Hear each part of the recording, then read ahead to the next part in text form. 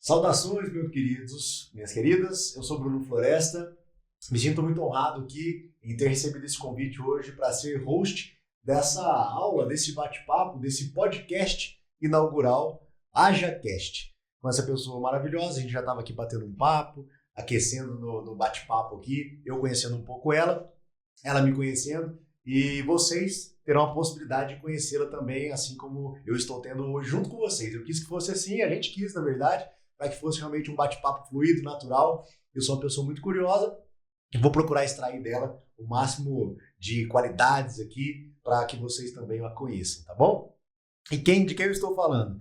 Dela, a Janine Silva. Ela que é mentora de mulheres, administradora e psicóloga por formação. Já vi que tem como um propósito muito forte no seu coração inspirar outras mulheres a buscarem dentro de si o que tem de melhor, a serem melhores mães, melhores esposas, melhores para si mesmas. E o HajaCast é isso. É essa ajuda que vem do alto, autoconhecimento e ação. Janine, muito obrigado pelo convite e fique à vontade aí no seu podcast para se apresentar para a sua audiência. Obrigada eu, prazer, alegria poder estar aqui hoje falando com vocês e no nosso primeiro episódio do HajaCast. Um convite mesmo para reflexão, Bruno. Apresentou muito bem, obrigada. É exatamente esse o convite, refletir sobre de que maneira essa ajuda do alto pode me edificar, de que forma esse espiritual, onde muitos chamam de energia, mas nós sabemos que existe um espírito que rege, como que ele pode me edificar? Como que o autoconhecimento também pode me levar para um lugar mais profundo, esse olhar talvez só para mim mesmo? Muitas das vezes a gente se acha tão pequeno, mas numa pequenez existe uma profundidade de conhecimento a ser explorado. E a ação. Eu sempre digo, Bruno, que a vida ela acontece no movimento. É uma coisa que eu falo que é já até um mantra da Janine, é algo que eu uso no meu dia a dia. A vida ela acontece no movimento. Então a ação ele é um convite mesmo, para que você esteja sempre em movimento, independente das circunstâncias, mas que você não pare, até que aprove mesmo a vida finalizar. Mas enquanto há fôlego de vida, que você esteja movimentando. Muito bom. Água parada dá lodo, né? Exatamente. A vida flui enquanto há movimento. Exatamente. Mas antes de a gente começar o nosso bate-papo, que eu já vi que você é boa de prosa, eu queria que você me dissesse, assim, da onde você veio, quem você é, da sua família, suas origens, sua família, da onde você veio, a que você está agora criando também, junto com seu marido, suas filhas. Conta um pouco pra gente quem é você, assim, das suas origens. Vamos lá, né? Eu sempre falo assim, eu parto do princípio que eu sou mulher. Eu sempre falo, quem é você? Eu sou mulher. Eu sou mãe, eu sou esposa, mas é óbvio que antes de chegar nesse construto de quem eu sou hoje, tem uma história, tem uma origem, né? Eu sou natural de Belo Horizonte, nasci, fui criada em BH. Terra boa. Hoje eu tenho 39 anos e fazem 3 anos e meio que eu saí de Belo Horizonte para poder explorar Poços de Caldas. Mas grande parte da minha vida foi em Belo Horizonte. Eu sou a primogênita de 3 irmãos, então eu tenho 3 irmãos abaixo de mim. E eu falo que a minha história ela se assemelha muito à da nossa geração. A nossa, eu acho que a gente está próximo de idade aqui. Estamos próximos. Então, é uma origem muito semelhante, né?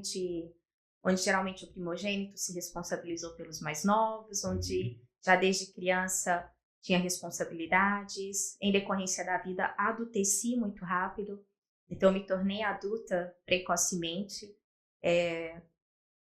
para poder chegar onde eu estou hoje. Meus pais, hoje eles moram em Conceição do Pará, nem é em Belo Horizonte mais, eles moram na terra natal do meu pai. Meus irmãos ainda moram em Contagem, que é a cidade metropolitana de BH. Conceição do Pará fica no Pará?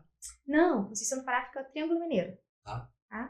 E meus irmãos moram em Contagem, que é metropolitana de Belo Horizonte.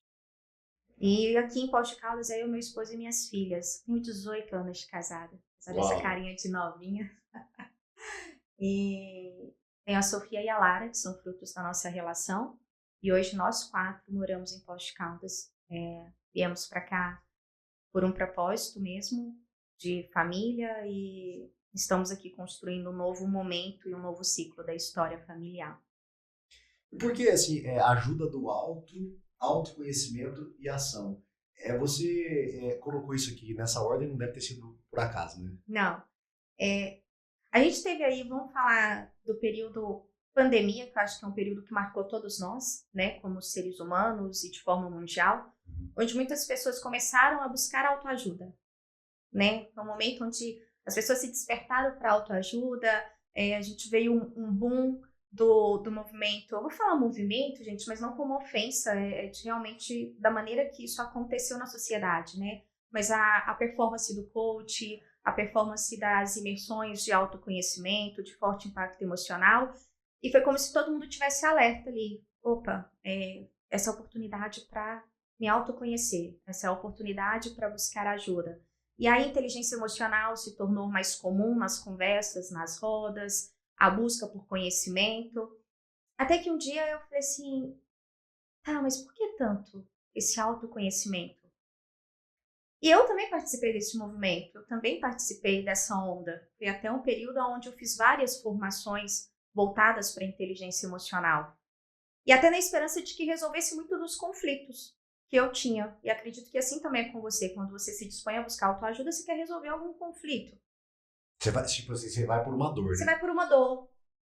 Só que algumas dores minhas continuaram. E aí eu me questionei, eu falei, como assim? Eu segui um caminho onde tem resposta positiva, mas algumas dores ainda perpetuam aqui dentro. E aí eu falei, acho que não é só a autoajuda. Acho que não é só a inteligência emocional. Peraí, tá faltando uma ajuda que talvez eu esteja negligenciando. E aí dentro do meu quarto veio a ajuda do alto. Foi um trocadilho de autoajuda, ajuda do alto. Tá. Sabe? Eu falei, ajuda do Boa. alto.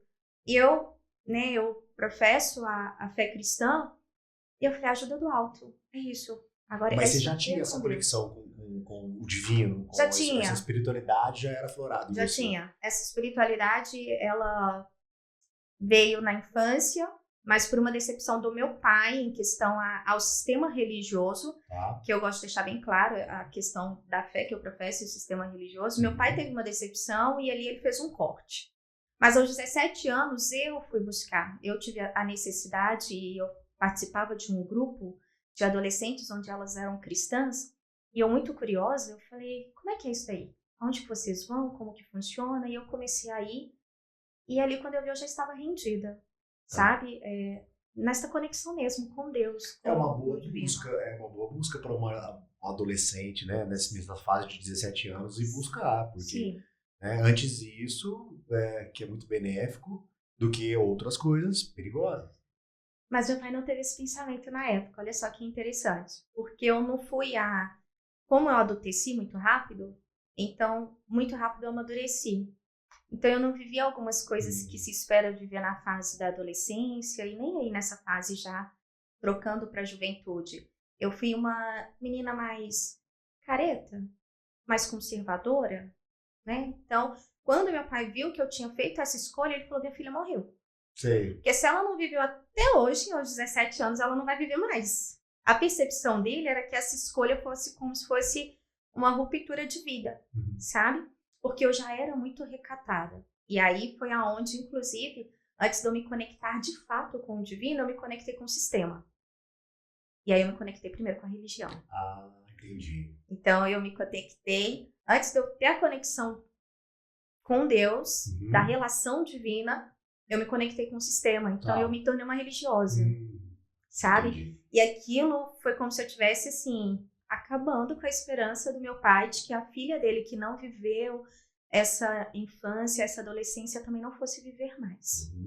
É porque o sistema religioso, ele de certa forma aprisiona, né? Sim. Assim, até uma pergunta, até que ponto que você acha que a religião ou as religiões que existem hoje são benéficas e aprisionam? É uma linha muito tênue. Eu falo que ela é uma linha muito tênue e o que nos liberta deste aprisionamento que o sistema causa é o conhecimento. Porém, nós temos um grande problema hoje, é que na sociedade imediatista que nós temos e consumista, as pessoas não estão dando tempo para desenvolver o conhecimento. Elas pegam dados e informações pulverizadas, trazem como verdades e vivem. Perfeito. E aí acaba se aprisionando cada vez mais. Então, assim, o que me faz ser livre daquilo que pode me tornar prisioneiro? O conhecimento. E o que me leva ao conhecimento? O relacionamento.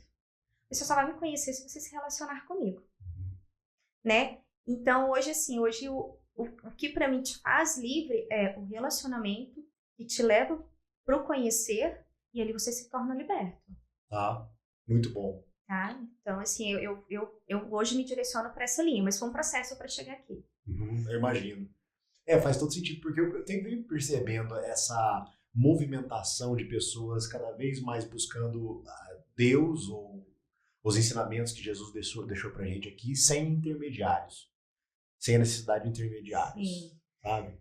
Por mais que às vezes seja bom a gente ter a ajuda de alguém que talvez entregue aquilo mastigado pra gente de alguma forma, seja você com o seu conhecimento, com suas experiências cristãs, ou uma outra pessoa de qualquer religião que seja, mas que traga um ponto de vista que vai se encaixando, né? Igual a gente falou mais cedo aqui, no dos bastidores, sobre mosaico. Exatamente. Da vida. E eu sou muito a favor do intermediário. Eu não sou a favor dessa busca individual, sabe? Desta conexão que eu me conecto com Deus e essa conexão nossa basta, eu não preciso de me conectar, seja com uma instituição, seja com uma comunidade. Não, eu não sou a favor. Por quê? Porque não é o fato de eu ter um intermediador ou um intercessor, né? Aquele que intercede entre algo, que vai me inibir do meu desenvolvimento espiritual. Individual depois. A nossa grande falha, eu vou falar nossa, porque eu me coloco, porque apesar de eu hoje me sentir liberta deste lugar, eu sei que eu também estou vulnerável a cair neste lugar, então vou usar aqui o nosso. Acho que a nossa grande falha é o que nós fazemos com esse intermediário. A expectativa que nós colocamos, a responsabilidade que nós delegamos, e ali a gente se frustra e se perde, sabe? Então, assim, primeiro entender que não é responsabilidade deste sistema ou dessa pessoa que intermedia a minha conexão de me proporcionar o que eu quero sentir e de me realizar espiritualmente. Essa responsabilidade é minha. Perfeito. Autorresponsabilidade. Ela pode ser uma facilitadora, mas não a responsável. Mesmo porque é um ser humano que pode em algum momento falhar e aí você acaba projetando em Deus a falha do ser humano. Exatamente. E é o que acontece. E aí quando esse intermediário falha ou quando o sistema de alguma forma não funciona como ele poderia funcionar, ele me desfuncionaliza. E aí eu me rebelo. Tá, tipo, abala as tuas estruturas. Exatamente. Porque esse pilar que a gente está falando da espiritualidade é um pilar realmente que sustenta o resto que vem para cima, né, Jai? Ele é o que sustenta. As outras crenças todas e tudo. Ele é o que rege. Tanto é que, assim, igual você falar, isso veio numa sequência porque ele tem primazia. Ele é prioridade. A ajuda do alto à espiritualidade, ela é prioridade quando a gente fala de desenvolvimento humano. Quando a gente fala de uma perspectiva de autoconhecimento. Isso partindo da premissa que eu acredito na tricotomia. Que eu acredito nessa divisão espírito, alma e corpo. Que também não está nessa sequência à toa. Se eu falo espírito, alma... Você ouve alguém falar corpo, alma e espírito? Alma, corpo e espírito? Não, geralmente o que a gente escuta é espírito, alma e corpo. Porque é exatamente essa sequência. Eu tenho o espiritual, que é o maior, que é onde algumas pessoas preferem verbalizar como universo. E o que é o universo? É esse infinito que eu não consigo mensurar. É esse limitado que eu não consigo tangibilizar. Então ele é primazia. Ele é realmente esse centro. Né? Ele está bem ali no núcleo mesmo. Perfeito. Que desce para as emoções. Sim. Que você muito bem sabe conduzir. E aí eu trouxe o autoconhecimento. Ah. E aí foi quando eu entendi. Não é a autoajuda que vai me levar para o caminho que eu estou buscando para poder construir ou desconstruir aquilo que eu acho que não está fazendo bem. Uma vez que eu estou realizada e conectada espiritualmente, aí eu tenho capacidade de olhar para este autoconhecimento. E aí a ajuda do a autoajuda se torna mais eficaz. Entendi.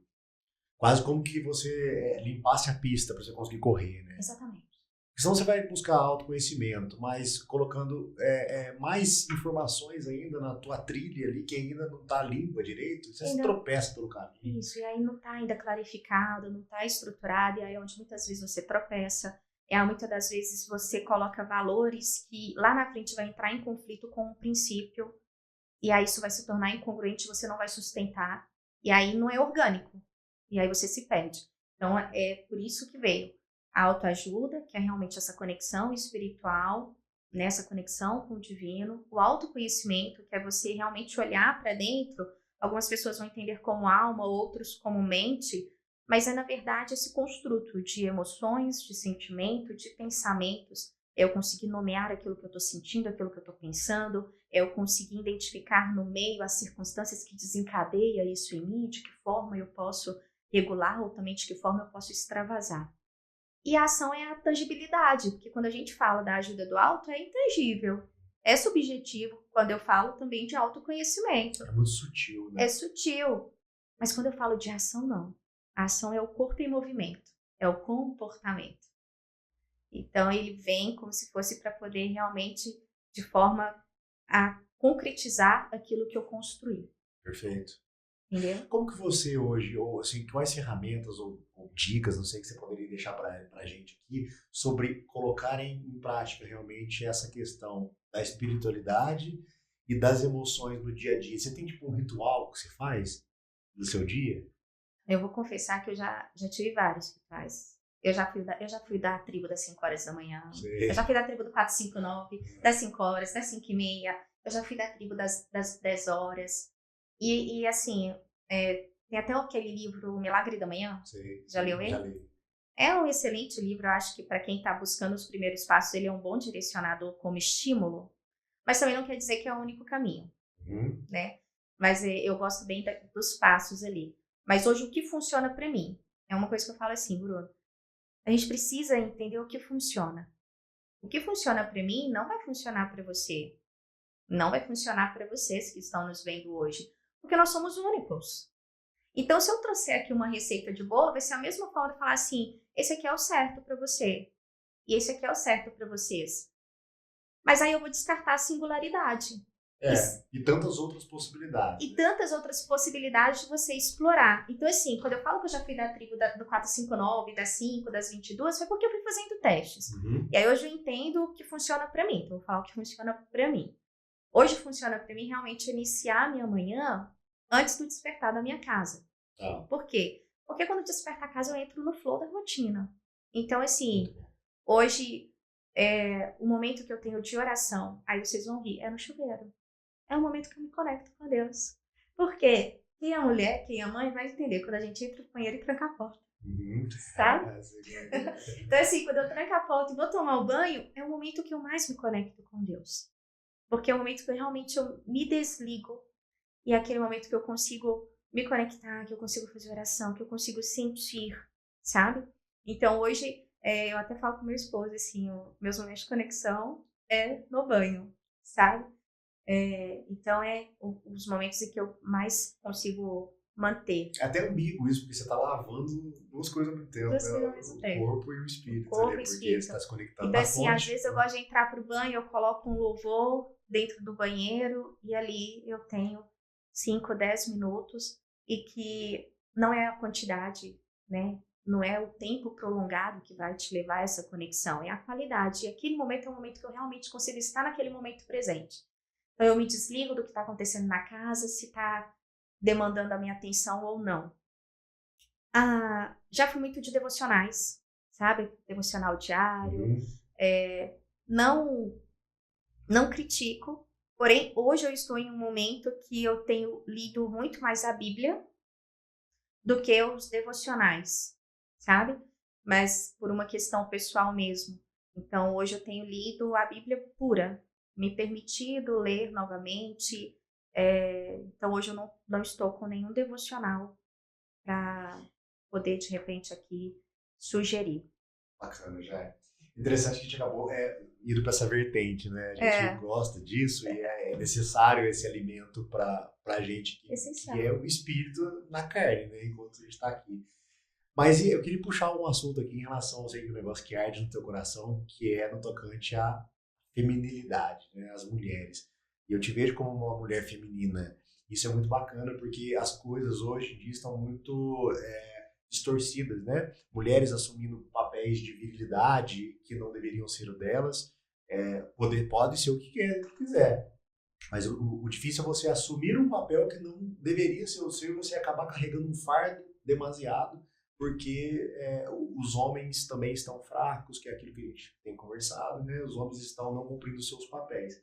E como que você tem inspirado as mulheres, né, no que você faz, nos seus atendimentos, no seu projeto, você contou para mim mais cedo, a serem esse tipo de mulher melhorada, se eu posso dizer assim, que é a mulher na sua essência primária, assim, com o feminino ativo, sabe? Aquela mulher que se cuida, que é mãe, que provê o lar, que ampara seu marido emocionalmente, sabe? Que sai para o trabalho também, mas volta para casa. Sim, essa mulher ela é recente para mim.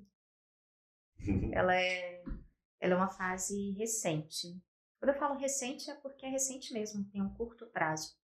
Eu tive que viver um processo muito longo para chegar nessa mulher hoje. Eu tive que desconstruir algo que foi construído lá na infância.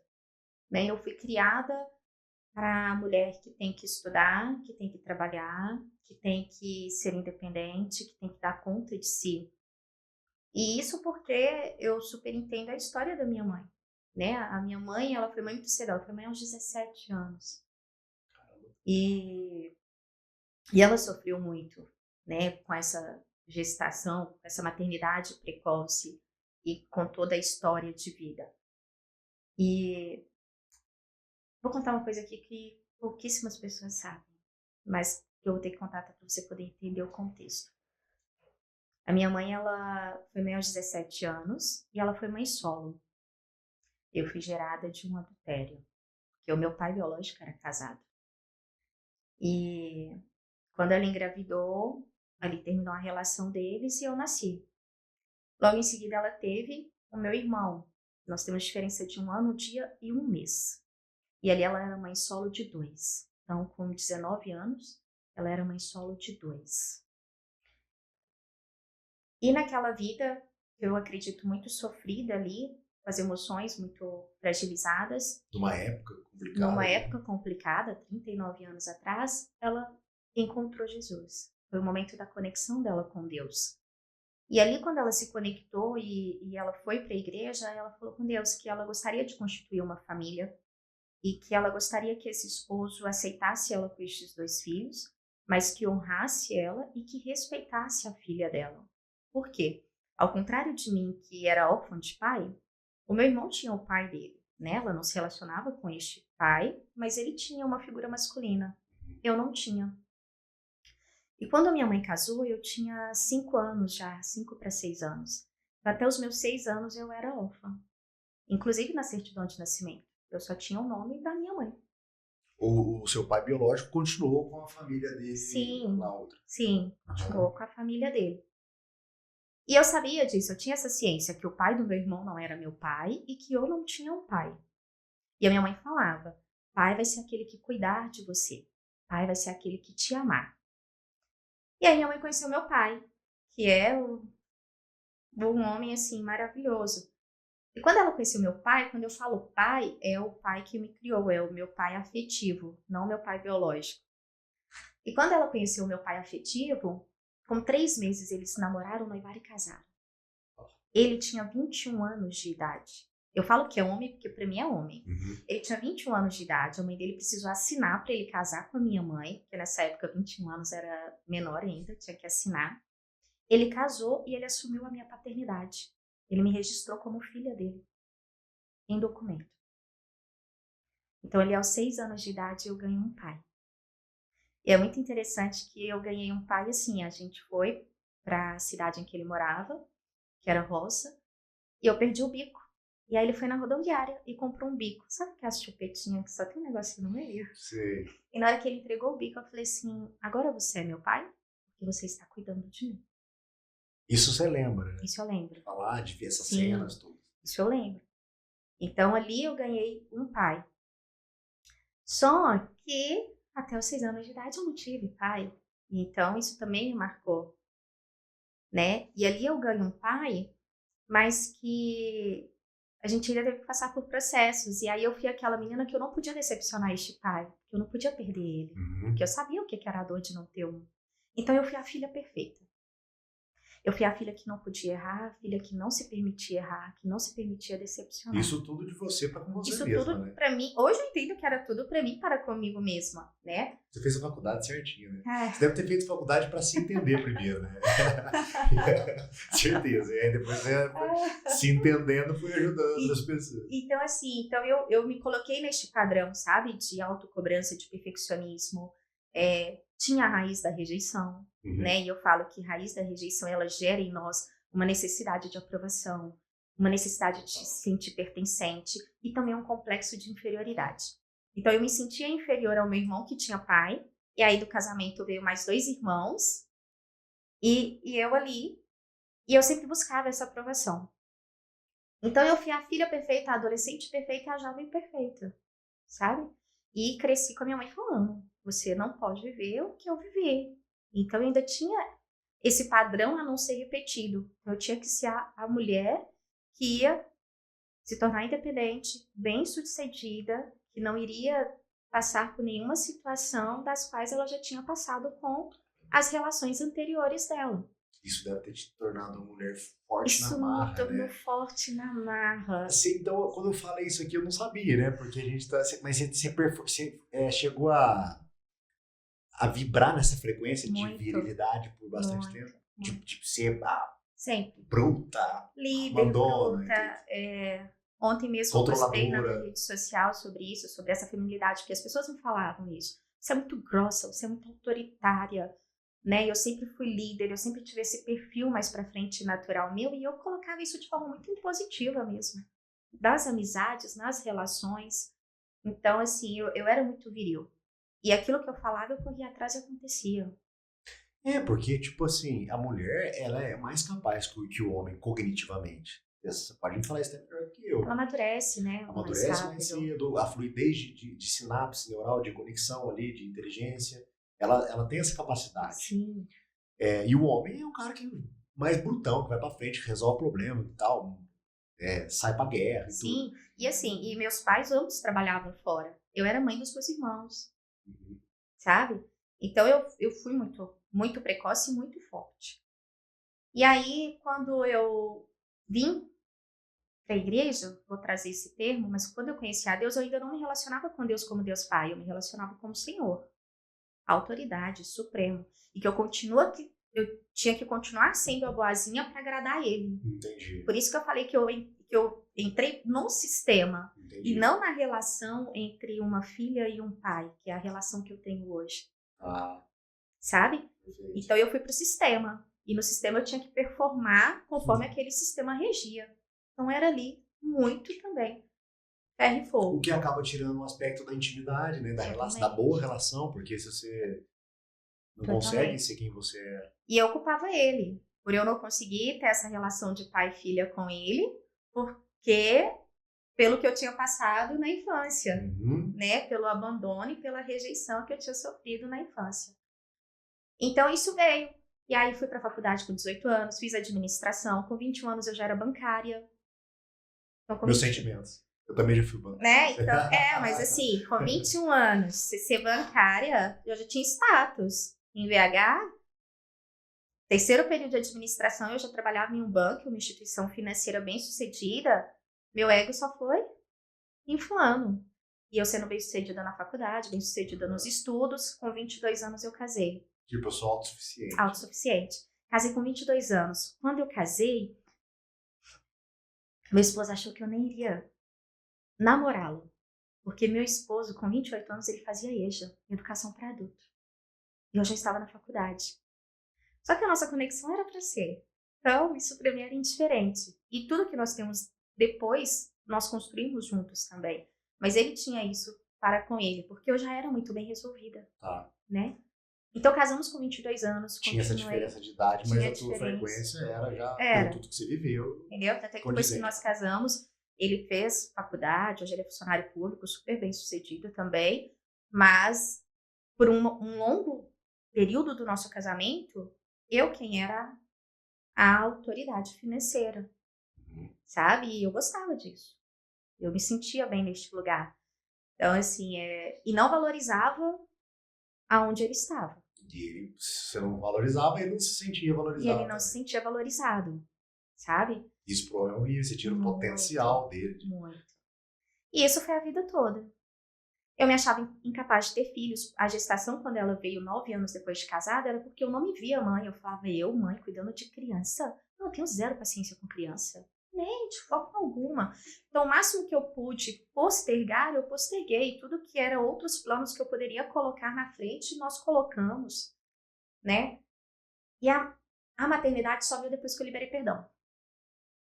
Que aí, com 27 anos de idade, foi quando eu liberei perdão pro meu pai biológico.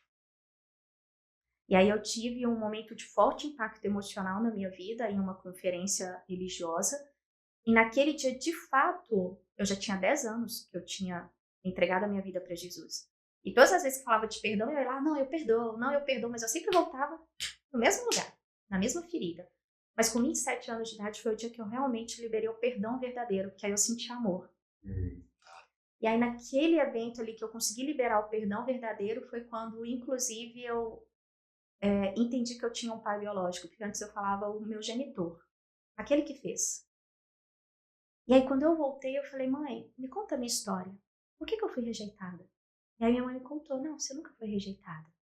Na verdade, ele nem sabe que você existe. Nossa! Porque quando eu fiquei grávida de você, ele era casado, ele tinha família. E eu tinha muito medo que ou ele tomasse você de mim, ou que ele quisesse acabar com a família para poder ficar comigo. E eu não sabia se eu queria isso, eu só era uma jovem. Então eu fugi.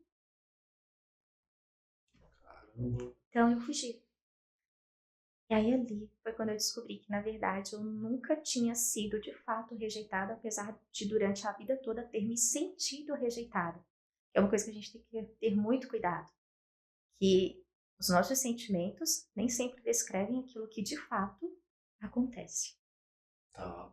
Né? Como que eu faço para poder colocar em congruência o que eu sinto ou sentia com o que realmente de fato aconteceu? É análise. Você tem que realmente parar e avaliar a circunstância.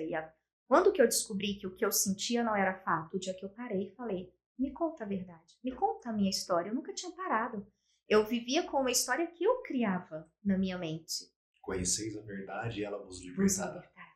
Eu vivia com uma história que eu tinha criado. A história que eu tinha criado é que a minha mãe, em uma noite, foi na balada, conheceu ele, tiveram uma relação e ela engravidou. E aí eu descobri que não foi uma noite, foi um ano de relação. E que não era uma aventura, tinha amor. Uau. Entende? Então, como que eu separo esse sentir para aquilo que é fato? Entenda que fato é realidade. Então, como que eu coloco isso de forma congruente? Eu preciso sair daquilo que é intangível, que é o meu pensamento, e vir para aquilo que é real. Pôr os pingos nos is. Colocar os pingos nos is. E aí, naquele momento, foi quando eu falei, nossa. E aí, tipo, meu mundo começou a desabar. Veio a maternidade logo em seguida. E aí, aquilo começou a mexer com o feminino da Janine. A maternidade foi o primeiro momento que mexeu, mas eu ainda era muito imersa. Eu era uma roncavolha. Eu saía de casa 8 horas da manhã e eu não tinha horário para sair do banco. Às vezes eu chegava em casa 22 horas, dava 18 horas que eu tinha que buscá-las na escola e eu ligava pro meu marido. Olha, sai de onde você tá, porque eu não consigo sair daqui onde eu estou. Ou seja, ele poderia se virar, mas eu não sairia de onde eu estava. E aquilo foi, até que em 2020 eu me vi num burnout. E a minha casa era terceirizada. Você estava no banco ainda? Estava no banco. E a minha casa era terceirizada. É por isso que eu falei meus sentimentos. Eu sei como é que é a banca. Foram 16 anos. E a minha casa era terceirizada. Eu não era a mãe das minhas filhas, porque antes da pandemia elas ficavam de 8 às 18 na escola. Na pandemia veio uma babá para dentro de casa. Eu não era a dona da minha casa. Se eu fosse receber alguém lá, eu tinha que perguntar se eu tinha pó de café para fazer um café, porque eu não sabia o que tinha dentro da minha casa. Então eu terceirizava o meu lar em contrapartida para este lugar, que era o lugar no qual eu me sentia. Depois falava assim, quem é você? Eu respondia, sou bancária, sou administradora, eu falava os títulos, mas eu não conseguia falar quem eu era de fato. E aí é onde eu falo que a autoajuda me proporcionou um caminho também, porque aí em 2020 foi quando eu vivi em uma imersão de forte impacto emocional, um momento que falou assim, olha para dentro, você não tá bem. E aí eu comecei essa busca interna. Em 2020 eu saí do banco, em agosto de 2020. E em setembro de 2021 eu vim para Poços de Caldas. E aí aqui que veio este movimento e esse encontro com o meu feminino. Porque eu saí de um lugar onde eu era alguém para um lugar onde eu não era ninguém, além da mãe da Sofia e da Lara e da esposa do Silva. Então quando eu cheguei aqui nessa cidade, foi como se eu perdesse o chão inicialmente, que eu falei assim, agora quem eu sou? As pessoas não sabiam o meu nome, eu era mãe da Sofia, da Lara e a esposa do Silva. Foi de certa forma muito bom, porque te permite ser quem você quisesse Mas ser daí pra frente, né? mas permitiu, foi como se eu ganhasse uma folha de papel em branco. Isso, se reinventar. Exatamente. Mas o quão importante você acha, ou você considera, que a mudança de um ambiente, de forma brusca, assim, de cidade ou de bairro, que seja, é importante nesse processo? Essencial. Mesmo que não seja de bairro, de cidade, igual foi o meu, né? O meu tinha que ser, mas essencial. Até no momento mais simples do seu dia a dia. Igual às vezes fala assim, você tá ansioso? Tá na sala? Vai pra cozinha. Entendi. Continua ansioso na cozinha? Vai pra varanda, toma um ar fresco. Porque o ambiente, ele influencia muito, de forma circunstancial, no nosso sentir e no nosso pensar. Então, assim, é essencial. Mudança de ambiente, sabe? Em todos os aspectos. Uhum. Incrível, assim, porque eu acho que, assim, eu vejo que muitas famílias estão passando por isso, de alguma forma. E eu imagino quanto deve ter mudado a energia da sua casa depois que isso tudo aconteceu, né? Conta um pouco de como que foi esse processo, que aí você saiu disso e se encontrou. E não foi relativamente, nós estamos falando de 5 anos dessa transformação, né? Eu coloco 2022, que eu vim para Poços em setembro de 2021. Então, os 3 primeiros meses era como se fosse uma férias em família, né? Conhecendo a cidade. E em 2022 foi quando minha ficha caiu. 2022 para cá, então nós estamos quase metade de 2025, então não tem tanto 3 tempo. anos. Né? Vamos por 3 anos. Porque nesse ponto o ego te segura muito. Muito. Não, continua sendo. Primeiro que as pessoas achavam que eu tinha vindo para Poços para poder desenvolver projetos, para trabalhar. E aí, de repente, eu recebia mensagens assim, mas você não tá trabalhando aí? Uai, mas você não foi para fazer nenhum projeto, você não tá dando consultoria, você não tá desenvolvendo nada? É o que elas esperavam. Era o que elas esperavam. E, então, assim, eu coloco 2022, que foi quando a minha ficha caiu. E aí eu vi as minhas filhas tendo o lugar que elas pertenciam, o meu esposo também, porque ele tinha trabalho e ele tinha ali o núcleo familiar e eu não tinha nada. Eu não tinha um amigo, eu não sabia onde era a padaria. Até que um dia o meu esposo falou assim, você precisa sair de casa, porque senão você vai adoecer. E aí na hora que ele falou aquilo, eu falei, eu preciso sair de casa. E aí foi quando ele falou, volta a estudar, termina os cursos que você está fazendo.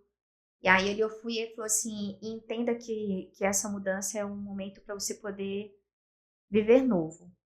Constrói aquilo que você é de fato, sem precisar ser aprovada, sem precisar ser aceita. Seja a mãe da Sofia e da Lara, seja a esposa e seja você. E aí eu fui para esse lugar, quem sou eu? E aí eu fui me encontrando, sabe? E eu me encontrei no lar. Sabe, aquele lugar que eu sempre tive, mas que eu nunca tinha experimentado. E ali eu fui me encontrando no lar. E ali eu fui encontrando, e muitas vezes eu questionava, falava, Deus, para que eu estudei 4 anos de administração para lavar banheiro? 5 anos de psicologia para poder levar a menina na escola?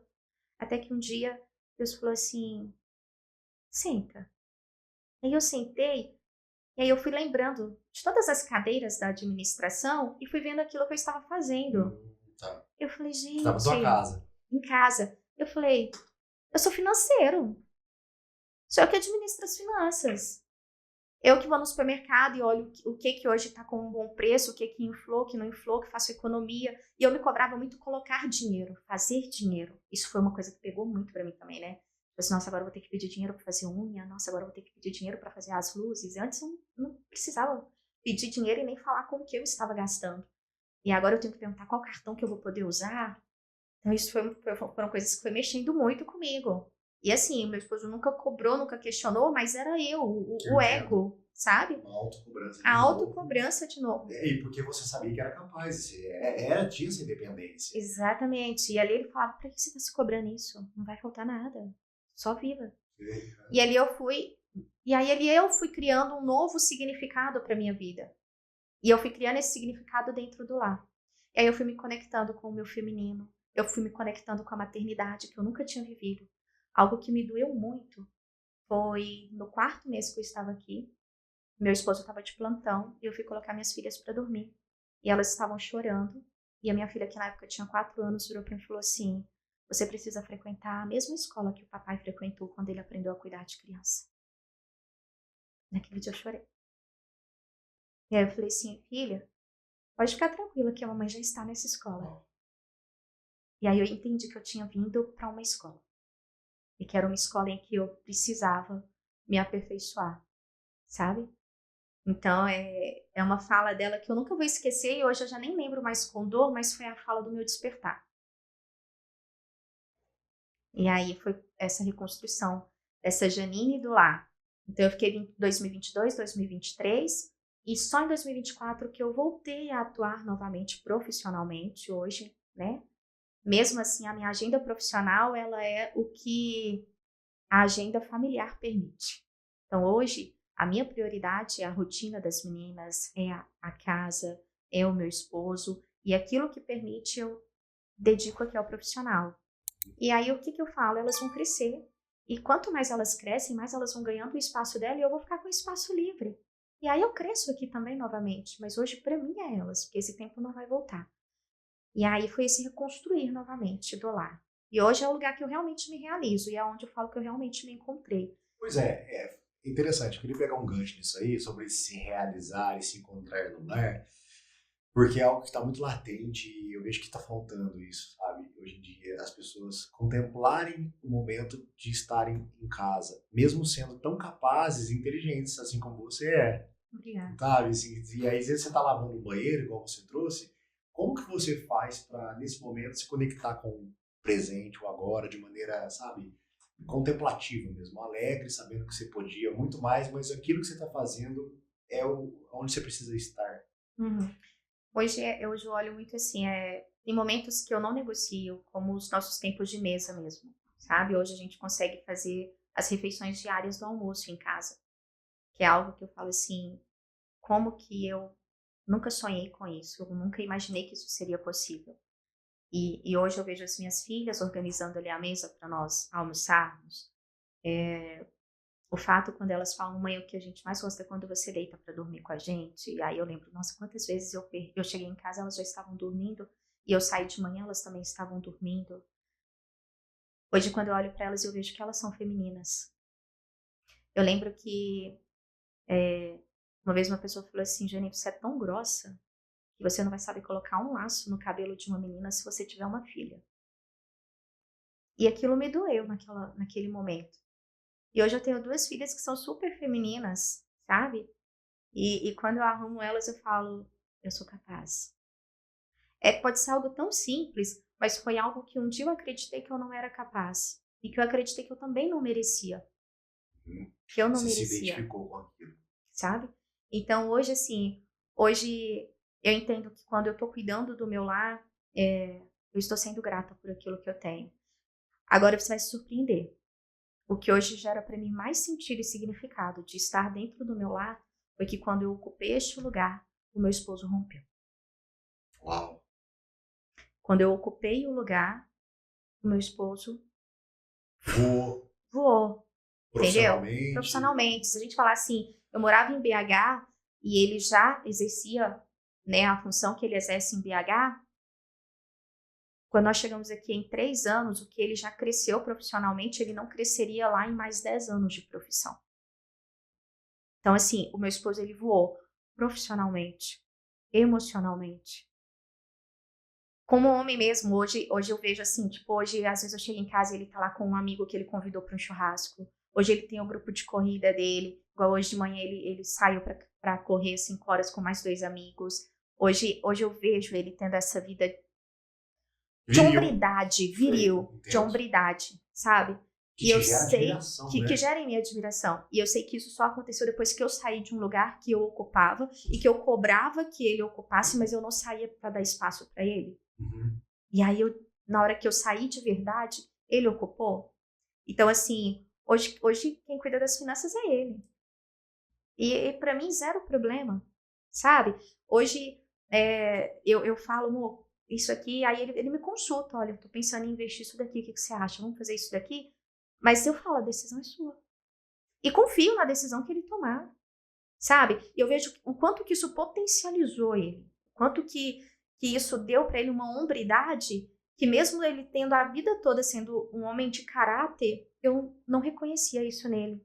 E até mesmo a virilidade mesmo, falar como homem mesmo, de eu olhar para ele e falar assim, eu admiro e eu me sinto segura nele. Entendo. Sabe? Mas foi só depois que eu ocupei este meu lugar. E é interessante que as minhas filhas também identificam isso nele. Elas sabem que ele é o homem. Que a nossa segurança vem dele, que ele é que trabalha, que o dinheiro que nós temos é dele. Elas, né, elas falam que ele é rico, amém. Mas é dele, entendeu? A provisão. A provisão é dele e que ele manda no trabalho dele. Não, papai, você manda lá. Elas reconhecem isso nele. E a mamãe é a que cuida. Eu sou a que cuida, eu sou a que leva para o balé, a que leva para natação, eu sou a que busca na escola, eu sou a que cuida. Ele é o que provê e dá segurança.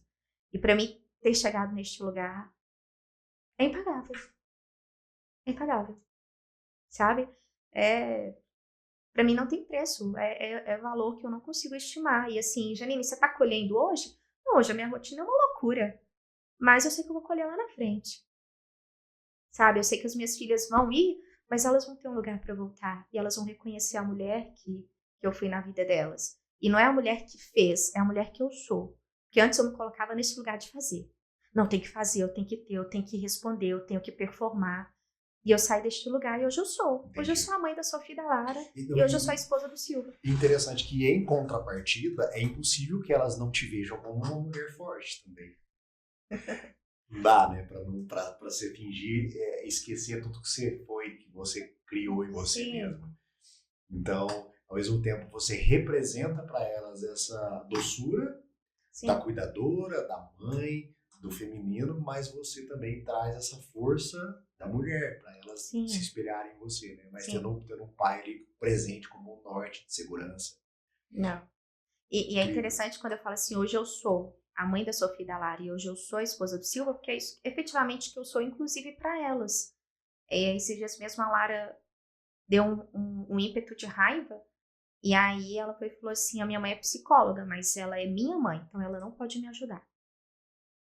Elas têm essa consciência. Ela se colocou nesse lugar de consciência, sabe? Eu falei, não, filha, vem cá, a mamãe vai te ajudar. Vem cá. Mas assim, ela se colocou nesse lugar, você é minha mãe, sabe? E teve uma vez também que foi no Dia das Mães, e aí a escola perguntou qual que era a profissão da mãe. Nesse momento eu ainda não estava atuando profissionalmente, porque realmente eu fiquei 2 anos recolhida mesmo, até entender para onde que eu ia voltar e de que maneira eu ia voltar. E aí a Lara falou assim, mamãe, qual que é a sua profissão? Aí a Sofia falou assim, você não sabe? É ser mãe. Eu falei assim, Muito bom. Larinha, a profissão da mamãe é ser mãe. Olha só o tanto de coisa que a mamãe tem que fazer. E eu deixei que ela escrevesse lá que a minha profissão era a maternidade, sabe? Então hoje ter esse reconhecimento para mim me valida. É o que realmente me dá a pulsão para me continuar neste lugar de significado e sentido. Muito bom. O que você acha, assim, eu gosto muito de pensar que o óbvio também precisa ser dito. Sempre. Não é? O que você acha que seria uma coisa que é óbvio para você e que a tua audiência precisa saber, precisa ser dito? Em relação à maternidade, em relação à mulher, em relação a Deus, essa conexão, sobre assim, tudo que a gente conversou aqui hoje. Acho que o óbvio hoje, ele nos desafia muito, mesmo apesar dessa questão de ser dito, mas porque ele nos coloca também em um lugar de comum, mas em um lugar de vulnerabilidade. Porém, é um lugar comum que hoje nós não aceitamos, porque hoje ninguém quer ser comum, ninguém quer ser igual a ninguém, todo mundo quer ser diferente. Porém, é um lugar de vulnerabilidade que todos nós temos, sabe? Então, hoje, o óbvio que eu falo é, seja você. Ser. Ser, ele precisa vir antes de fazer ou ter qualquer coisa.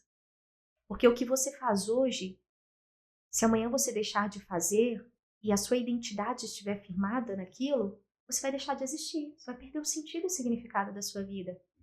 Ou se você colocou no que você tem e amanhã por alguma circunstância você perder, você também vai deixar de ter sentido e significado para a vida. Então seja, de fato, você. Porque este ser é o que vai te dar sentido e significado para acordar todos os dias de manhã e falar assim, eu tenho uma vida que vale a pena ser vivida. Independente do que você está fazendo, você vai continuar sendo. Independente do que você está fazendo ou do resultado que você está tendo, você vai continuar sendo. E se você deixar de fazer ou deixar de ter, o seu ser pode reconstruir um novo fazer. Vocês estão vendo que a Janine é filósofa também, né? Aperta o cinto, pessoal. Isso é filosofia pura, na veia. Então, assim, para mim o óbvio que tem que ser dito é esse. Seja você. O problema de ser você mesmo não é o problema, deveria ser a solução, mas é a necessidade de aprovação, né? Como é que eu vou ser eu mesmo, sendo que às vezes eu não me conheço, ou preciso ficar medindo palavras para poder agradar o que as pessoas esperam de mim e tal? Aí fica o convite, né? Procura a Janine. É com a ajuda do autoconhecimento e ação. Porque se você se conectar com o divino, você já vai se conectar com uma parte que é sua, de origem e essência. Se você se permitir se autoconhecer, você se conecta com uma outra parte sua que é de razão e emoção. E se você se permitir agir e ir para a ação, não tem que te segura. Perfeito. E esse é o seu grande diferencial. E aí não tem concorrência. Porque quando eu me coloco num lugar de comparação, eu também me coloco num lugar de competição. Tá. Porque se eu vou me comparar, eu vou me comparar com algo. Tá. E aí eu coloco um concorrente na minha vida. Mas na hora que eu me coloco neste lugar que eu sou quem eu sou, eu não tenho mais concorrente, porque ninguém é igual a mim. Uau! Explodiu a cabeça. Entendeu? Agora, viu? Isso é bom? Isso é bom? Peraí, deixa eu só decantar os pensamentos. Porque nós estamos falando agora de autoimagem, né? Sim. Não ter uma imagem distorcida de mim mesmo. De você mesmo. Porque tem muita gente que não se enxerga, né? Exatamente. É uma imagem borrada e aí ela acha que não merece um marido bom, uma casa boa, filho bom, não merece abrir a boca para falar as coisas que tá dentro dela. Exatamente. Igual a pessoa quando fala para mim que ela é tímida. Para mim, timidez é o mais puro egoísmo que existe, da pessoa guardar de bom que ela tem só para ela. Então, é incrível isso aí de não ter concorrência. Quando você se torna ciente de quem você não tem concorrente, você para de se comparar com as pessoas. Exatamente. Por consequência, você vive mais. Isso. Né? E essa tríade da ajuda do autoconhecimento e ação, ela te leva para este lugar. Porque se você se conecta com o divino para essa ajuda do alto, você se conecta com aquela a qual você é imagem e semelhança, de essência. Se você se permite olhar para você mesmo, que é o autoconhecimento, que é eu me autoconhecer, que é esse olhar para dentro, eu me conecto novamente com aquela autoimagem de semelhança. E o que é a ação? É a tangibilidade concreta, é o movimento da vida. Sabe? Então, quando eu falo assim, ser você, tá, Janine, e como é que eu vivo isso? É um processo. Né? Eu te contei aqui fragmentos de algumas etapas dos meus processos vividos. E que hoje também eu ainda pago o preço de ter falado, a partir de hoje eu sou eu. A partir de hoje eu aceito ser eu. Muito mais desafiador. Porque se autoconhecer é aceitar ser você. Porque para isso você vai precisar de coragem. Porque nós somos imperfeitos. E o autoconhecimento nos leva a ver as nossas imperfeições. Então a gente precisa ter coragem para ser quem nós somos. Nos aceitarmos. Nos aceitar assim, mesmo com as nossas imperfeições. E trabalhando para ir lapidando isso. Trabalhando para ir lapidando. Então, precisa ter coragem para ser imperfeito. Então, para ser você, o que eu preciso? Ter coragem para viver os processos. Tá. E que é melhor do que criar uma máscara. Né? Máscara pesa. E máscara você não fica só com uma. Cada hora você tem que pôr. Aí você fala assim, Janine, mas a gente continua usando máscaras? Infelizmente, muitas das vezes sim. Porque a sociedade, muitas das vezes, tenta, de alguma forma, te colocar. A todo momento você que tem que estar ali se policiando e falando isso convém, isso não convém, e você fazendo essa autoanálise. E com autorresponsabilidade também, porque se você colocar alguma máscara, você vai ter que ter autorresponsabilidade do resultado que ela vai te dar e de onde ela vai te colocar, que ela vai te cobrar um preço, né? Só que esse viver de máscaras é pesado. Cansa. Cansa. Sustentar um personagem. Sustentar um personagem cansa, né? Por que eu falo que o burnout, quando ele veio, eu estava num momento em que eu estava sustentando o personagem, que era a profissional. Porque para mim já não fazia sentido, eu sabia que eu estava perdendo algo dentro da minha casa, só que era 16 anos. Você sabia? Sabia. Você tinha essa consciência? Eu tinha essa consciência dia, porque eu não muita luz ali. Colocava luz, mas quando eu chegava em casa eu sentia dor, sabe? Quando eu chegava em casa eu via elas dormindo, né? Quando a Baixa falava, olha, hoje fez isso de novo, me doía. Só que eu tinha que sustentar aquilo que eu construí. Poxa, foram 16 anos construindo isso aqui. E eu não conseguia ver o valor que eu tinha aqui, né? Até porque aqui, para mim, outras pessoas estavam fazendo. E lá eu pensava que eu era insubstituível.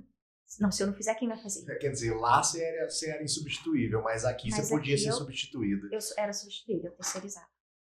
No lugar em que não existe possibilidade de substituição. Um lugar que não tem possibilidade. Era onde eu terceirizava. Hoje eu me permito delegar. Que é diferente de terceirizar. Perfeito. Né? Então, assim, às vezes tem um compromisso, leva na escola para mim, por favor, eu estou delegando. Mas eu não terceirizo mais porque é meu. Perfeito. Sabe? Mas é um processo. E tirar a máscara dói. Colocar nem tanto. Mas tirar, e principalmente dependendo do tempo que ela está absorvida no corpo, vai doer. Tipo arrancar um esparadrapo. Arrancar um esparadrapo. Muitas das vezes que está tampando uma ferida. Então, porque dói para tirar e faz você enxergar o que estava por baixo há muito tempo escondido. Até nesse assunto, vou dar uma dica.